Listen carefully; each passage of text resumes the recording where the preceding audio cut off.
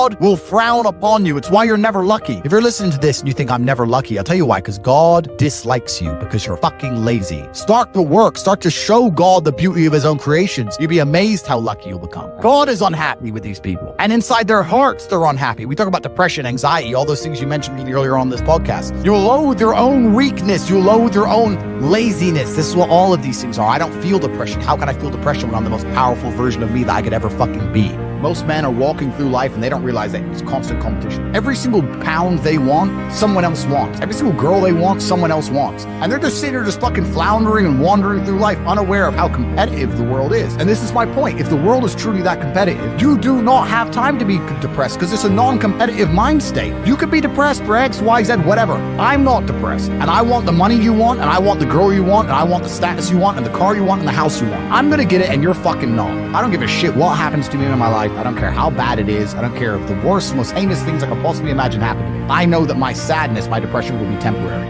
because I will never stay a loser. It is against my creed. It's not in my DNA. All of your minds are broken. You can't even focus on anything anymore. You're right. You are constantly distracted to the point where you can't even appreciate the good things in your life. You're distracted. Your minds are broken. You need to rewire your mind and resist the slave programming. If you cannot control your own mind, then you are just a feather in the wind of life, because your own mind is the only thing you can control. You can't control the weather. You can't control people. You can't even control whether your heart stops beating. You might have a heart attack tomorrow. You can't control anything besides what you think. If you cannot control your own mind, then you go through life with zero control, zero influence. You can't control anything. You're just a feather in the wind, waiting for life to blow you from happy place to sad place to happy place to sad place, completely hoping on the gods to be fortunate to you, because if any genuine discomfort comes your way, you're fucked. It's so easy to win if you can control your own mind. It seems that nobody fucking can. Your own father's ashamed of you, and you don't even feel fucking motivated to do shit. It's a fucking shame. You're to go and look your father in the eye and say, you know what, I could have been a UFC champion. I could have been a multi-millionaire. I could have been a race car driver. I could have been a fucking nuclear physicist. Could have done all these things, but I was busy on Pornhub. You think he's gonna be proud of you? Fuck no. People who go, yes, I'm wasting my potential. Those are the ones who have potential. The ones who stand up and go, I am wasting my potential. I could be anything and I am not that yet. They have a chance. This is your prerogative as a man. But you need to be instilled with a sense of duty to your bloodline. You must want it. You need to want it deep inside your soul. I can't die as anything less than emperor. As a man, if you don't make yourself valuable, you have no value. You have to get up and do it. Just like a video game, you start with fucking zero. You have to decide if you want to complete it. You have to upgrade your character. So I find it amazing that men are going to play video games and fuck about and waste their time instead of upgrading their character. Everyone knows what to do. You know what you have to do. Right. If you had to become the most dangerous, intelligent, respectable man on the planet, you know you're supposed to go to the gym. You know you're supposed to train, learn how to fight. You know all these things. You don't do them. That's your decision. It's your prerogative. I didn't make that choice. I made the choice to do it all. I decided all. And every single man watching this can do the exact same thing, which is why I have very little pity when I do these streams and people think I'm arrogant or I'm rude to people. But if you made a fucking decision to be less than you should be, then I believe you should be mocked for that. And me as a man, when I put myself through hell, when I have had such exacting, such stringent standards for myself, why would I then have less exacting, stringent standards on the people I meet? Why would I put myself through hell to be me and then meet someone who didn't put themselves through hell and then treat them like my equal? No, fuck you.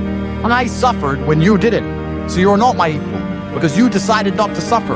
You have enjoyed comfort when I haven't, and that's fine, but don't expect me to look at you as my equal because you're not, because I put myself through hell. I put myself through hell because I decided to throw comfort away. For 10 years of my life, I was never comfortable. My basic premise is that I refuse to believe in things that take power away from me. The idea, I believe, that if you feel depressed, something is depressing you, and you should try your best to fix it. You should take control of your life and do your best to fix it. Let's say your girl leaves you and you start to feel depressed, but you believe in the idea of depression. You're now going to start diagnosing yourself as clinically depressed, self-hypnosing yourself into hypnotizing yourself into being clinically depressed. And it's amazing how you can speak things into existence. I cannot become depressed because I don't believe in it. Let's pretend I'm completely wrong, right? The best option, the best thing to do is still to get up, be an adult, control your emotions, be stoic, and do the things you're supposed to do day after day. Laying in bed and doing nothing is never going to be the best option. The best option is still to go to the gym, to work hard, to run your business, to be successful. So it doesn't matter. We're talking about the different positions on the chessboard. But if the rules of the game remain the same, regardless of the position you're still trying to win, you still have to do the same same things. So does it even matter at this point? If you come along and say he's depressed because of X, and he's depressed because of Y, and he's depressed because of Z, and the answer to all of them is still the same thing, then I don't give a fuck why you're depressed. Yeah, well, what I'm saying is you're playing a game, and it's a competitive game,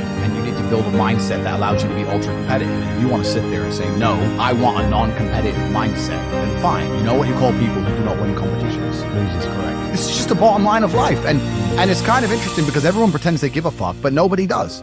Especially women. Women truly don't give a fuck. If you ask a woman the kind of man she wants, she will never say depressed or sad. Ever. She wants a man who is ultra capable, ultra competent. They want someone who is fun and spontaneous and charismatic and successful. They don't have time for sad dudes. They don't care. So the world doesn't care. The world has never given a shit about sad men. So if you're going to sit there and self-diagnose yourself as a sad man, you're going to have a shit life and nobody's ever going to give a fuck, and you're going to perpetually lose forever. And that is your decision. I am so scared of being that person. The idea of that terrifies me to the point where I don't even want to accept that as a reality that can possibly exist. I don't give a shit what happens to me in my life. I don't care how bad it is. I don't care if the worst, most heinous things I can possibly imagine happen to me. I know that my sadness, my depression will be temporary because I will never stay a loser. It is against my creed. It's not in my DNA. They try and convince you, don't worry if you're being a loser because people feel sorry for you and you'll get attention for it and you'll be okay in the end. And it's all this temporary fixes of dopamine by saying, I'm sad. Don't worry, bro. You'll be okay. But it's bullshit. They don't care long term. The world doesn't care. Nobody really cares. Chicks don't care. Business doesn't care. You are going to fail. You can have anything you want on the planet. There's not a girl I look at that I want that I can't have. Not one. That's my reality. There's not a car I can't have. There's not a house I can't buy. I want to go to a yacht. I want to go to Antarctica.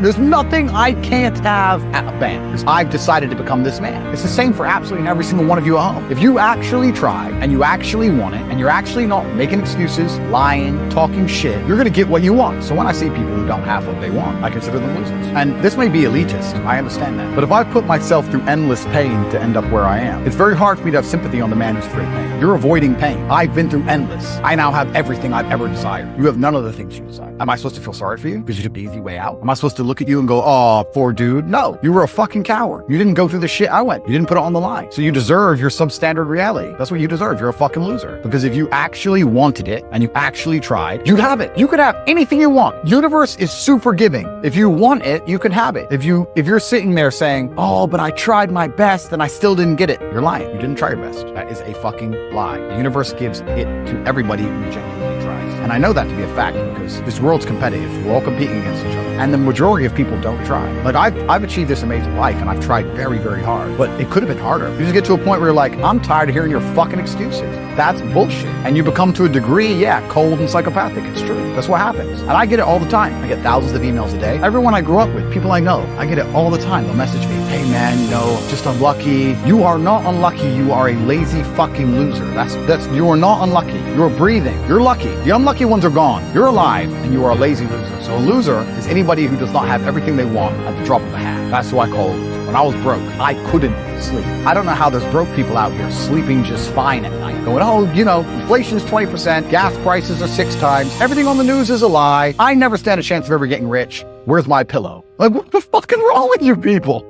I'd go to bed at night as a teenager and think, I looked it up on the internet. It was a Honda Civic Type R. I wanted one. It was like 38,000 pounds. I had no money, less than 50 pounds on my bank account. Couldn't afford it. Then I looked up how much a Ferrari cost, 210,000 pounds. And I said to Tristan, my brother, I was like, there are people with 210,000 pounds for a car. How?